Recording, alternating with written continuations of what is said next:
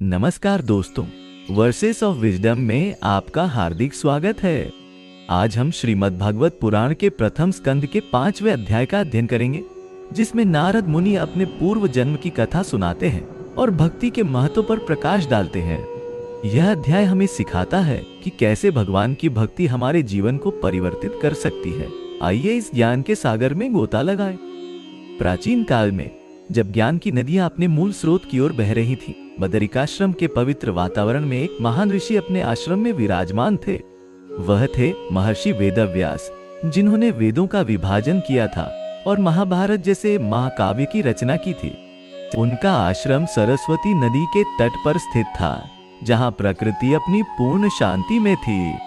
पक्षियों का मधुर कलरव और पत्तों की सरसराहट के बीच व्यास जी गहन चिंतन में लीन थे।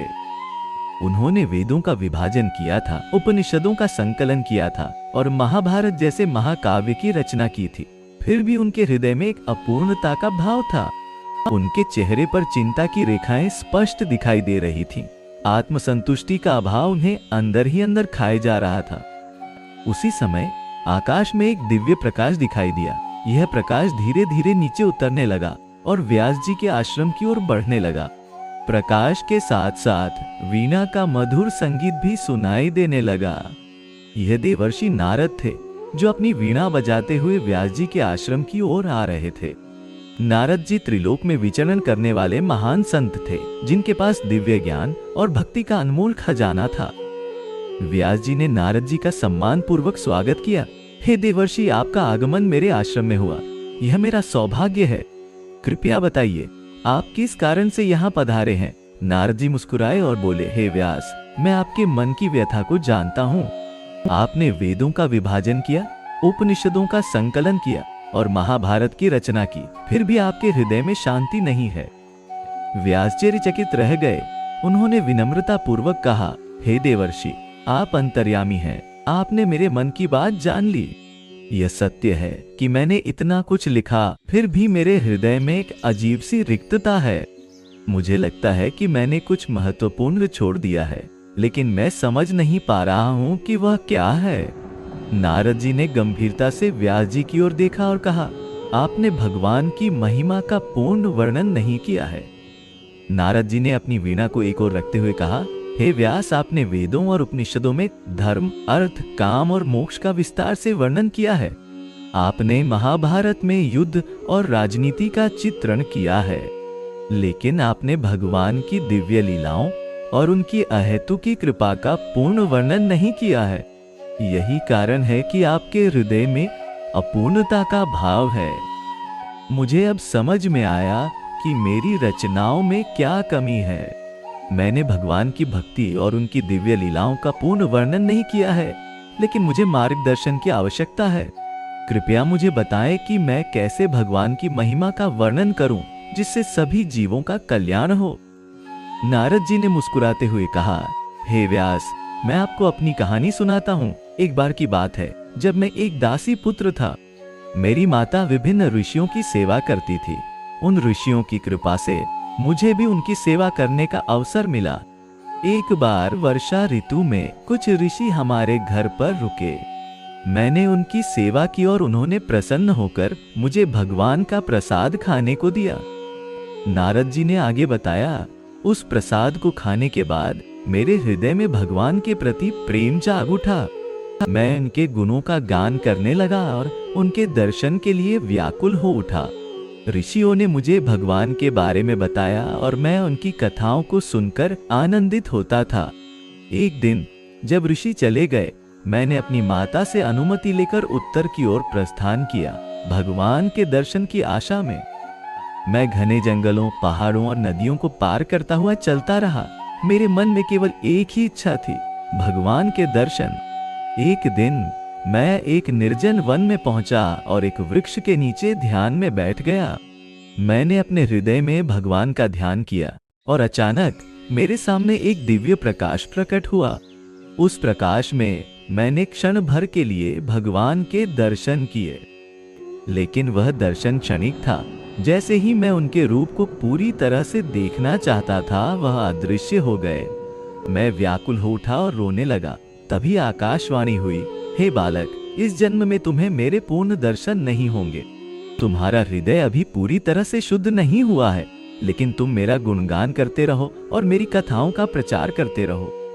उस दिन से मैं त्रिलोक में विचरण करते हुए भगवान के गुणों का गान करता हूँ और उनकी कथाओं का प्रचार करता हूँ। मेरे अगले जन्म में मैं ब्रह्मा जी का मानस पुत्र बना और भगवान का नित्य संगी बन गया। नारद जी ने अपनी कथा समाप्त करते हुए कहा, हे व्यास, यही है भक्ति का महत्व। भगवान की भक्ति ही सभी दुखों का अंत है और सच्चे आनंद का स्रोत है। उन्होंने कहा, हे देवर्षि, आपकी कथा ने मेरे हृदय को प्रकाशित कर दिया है। मुझे अब समझ में आया कि मुझे क्या करना चाहिए। मैं भगवान की दिव्य लीलाओं का वर्णन करूंगा, जिससे सभी जीवों के हृदय में भक्ति का बीज अंकुरित हो। लेकिन मुझे आपके मार्गदर्शन की आवश्यकता है। कृपया मुझे बताएं कि मैं इस कार्य को कैसे पूरा करूं। नारद जी ने कहा, हे व्यास, आपको भगवान श्री कृष्ण की लीलाओं का वर्णन करना चाहिए। वे स्वयं भगवान हैं जो इस धरती पर अवतरित हुए थे। उनकी लीलाएं अलौकिक हैं और भक्तों के हृदय को आनंदित करने वाली हैं। उनके जन्म से लेकर उनके धाम वापस जाने तक की सभी लीलाओं का वर्णन करें। इसके साथ ही सृष्टि की उत्पत्ति, प्रलय और विभिन्न अवतारों का भी वर्णन करें। नारद जी ने आगे कहा, आपकी रचना में 9 प्रकार की भक्ति का वर्णन होना चाहिए। श्रवण, कीर्तन, स्मरण, पाद सेवन, अर्चन, वंदन, दास्य, सख्य और आत्मनिवेदन। इन सभी भक्ति मार्गों का विस्तार से वर्णन करें, जिससे हर प्रकार के भक्त अपने अनुकूल मार्ग चुन सकें। साथ ही भक्तों की कथाओं का भी वर्णन करें, जिससे लोगों को प्रेरणा मिले। व्यास जी ने विनम्रता पूर्वक कहा, हे देवर्षि, आपके मार्गदर्शन से मैं श्रीमद् भागवत पुराण की रचना करूंगा, जिसमें भगवान की दिव्य लीलाओं का वर्णन होगा। यह ग्रंथ सभी पुराणों का सार होगा और भक्ति का महत्व बताएगा। इसमें ज्ञान, कर्म और भक्ति का समन्वय होगा, लेकिन भक्ति की प्रधानता होगी। नारद जी प्रसन्न हुए और बोले, हे व्यास, आपकी यह रचना कलयुग के जीवों के लिए अमृत के समान होगी। इस ग्रंथ को पढ़ने, सुनने और इसका चिंतन करने से लोगों के हृदय में भक्ति का बीज अंकुरित होगा।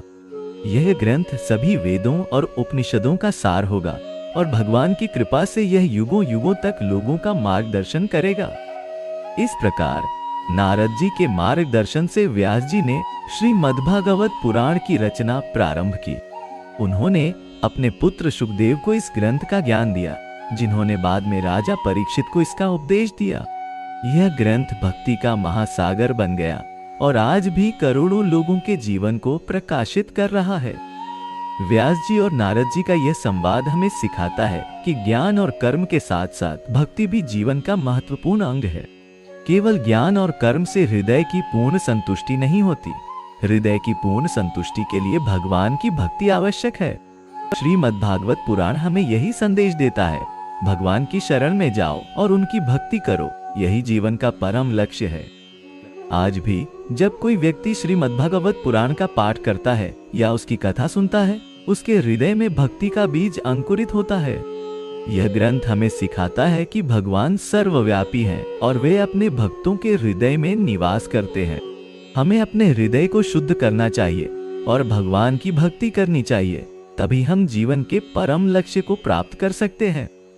इस प्रकार व्यास जी और नारद जी के संवाद से श्रीमद्भागवत पुराण का जन्म हुआ, जो आज भी करोड़ों लोगों के जीवन को प्रकाशित कर रहा है। यह ग्रंथ हमें सिखाता है कि भगवान की भक्ति ही सभी दुखों का अंत है और सच्चे आनंद का स्रोत है। हमें अपने जीवन में भक्ति को महत्व देना चाहिए और भगवान के प्रति अहेतुकी प्रेम विकसित करना चाहिए। यही जीवन का परम लक्ष्य है और यही मानव जीवन की सार्थकता है। मित्रों, आज हमने नारद मुनि के जीवन से प्रेरणा ली और जाना कि कैसे सत्संग और भक्ति हमारे जीवन को दिव्य बना सकते हैं। आशा है कि यह ज्ञान आपके जीवन में प्रकाश लाएगा।